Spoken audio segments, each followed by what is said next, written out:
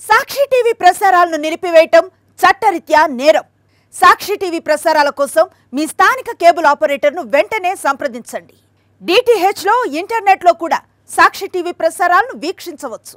విశాఖలోని king George ఆసుపత్రిలో గురువారం విద్యుత్ సరఫరాకు అంతరాయం ఏర్పడింది. KGH సిబ్బంది ఎవరి పని వారిదే అన్నట్లుగా పనిచేశారు. ఒకరు మృతి చెందగా మిగతా రోగులు ఇబ్బందులు పడ్డారు. అప్పుడే పుట్టిన శిశువులు అవస్థలు ఎదుర్కొన్నారు. బాలింతలు బాధలు అనుభవించారు. వెంటిలేటర్పై చికిత్స పొందుతున్న రోగులు నరకం చూశారు.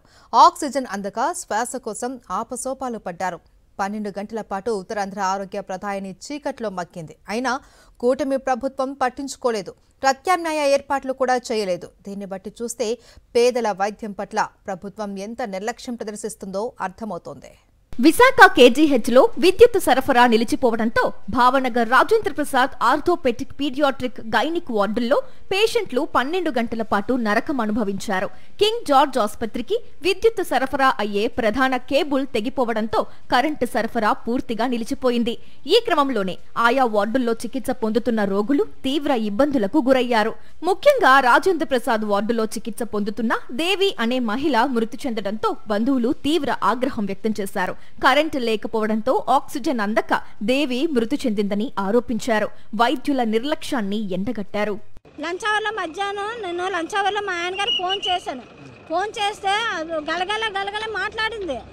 దేవి ఎలాగుంది ఒంట్లోనే అంటే బాగానే ఉంది అక్క, కాకపోతే కరెంట్ లేదు, నాకు ఆక్సిజన్ పెట్టారు కదా, నాకు ఊపిరి అందట్లేదు, ఉక్కరు బిక్కరగా ఉంది అని అన్నది. ఇప్పుడు కరెంట్ కానీ ఉంటే ఆక్సిజన్ ఉంటుంది కదా సార్, కానీ తనకి ఇప్పుడు రివర్స్లో అది పడుకొని ఉంది. రివర్స్లో పడుకుందని దానికి అర్థం ఏంటి సార్? ఇక్కడ కరెంట్ లేదు, ఆక్సిజన్ అందలేదు, తను అందుకే చనిపోయింది. విశాఖ KGH దుస్థితిపై వైఎస్ జగన్ ఆగ్రహం వ్యక్తం చేశారు. చంద్రబాబు అసలు పరిపాలన అంటే తెలుసా అని ప్రశ్నించారు. ప్రభుత్వ ఆసుపత్రులను ఇలా భ్రష్టు పట్టిస్తారా అని నిలదీశారు. ఉత్తరాంధ్రలోని పేదలకు పెద్ద దిక్కుగా ఉన్న విశాఖ KGH ను నిర్వహించలేని దౌర్భాగ్య స్థితిలో ఉన్నారని విమర్శించారు. విజన్ ఆన్లైన్ పరిపాలన గురించి సచివాలయంలో కూర్చుని రొటీన్ డైలాగులు చెప్తున్నారని, KGH లో కరెంటు పోయి రోగులు తీవ్ర ఇబ్బందులు పడ్డారని మండిపడ్డారు. ప్రభుత్వాసుపత్రులంటే ఇంత చులకన నిర్లక్ష్యం దేనికని వైఎస్ జగన్ మండిపడ్డారు. విశాఖ KGH లో 12 గంటల పాటు కరెంటు పోవడంపై తీవ్ర ఆగ్రహం వ్యక్తం చేశారు మాజీ ఎమ్మెల్యే వాసుపల్లి గణేష్. అన్ని గంటల పాటు కరెంటు పోతే కలెక్టర్ ఏం చేస్తున్నారని ప్రశ్నించారు. కూటమి ప్రభుత్వం పేద ప్రజల ఆరోగ్యాన్ని పూర్తిగా గాలి కొదిలేస్తోందని మండిపడ్డారు. ఎలాంటి పేషెంట్స్ ఉంటారంటే ఆన్ ద డెత్ బెడ్, ఏ మాత్రం వాళ్ళకి ఆక్సిజన్ ఆగినా సరే వాళ్ళు పోతారు. ఏ మాత్రం వాళ్ళకి వాటర్ సప్లై లేకపోతే పోతారు. ఇంక్యుబేటర్స్ మీద ఉండే పిల్లలు ఉంటారు, వాళ్ళకి కానీ పవర్ సప్లై కానీ లేకపోతే వాళ్ళు పోతారు అన్నమాట. సో అందుకే పవర్ సప్లై ఇస్ మ్యాండేటరీ అన్నమాట. అంటే మీకు పేద ప్రజలంటే ఏ మాత్రం కూడా వాళ్ళ మీద గౌరవం లేదు.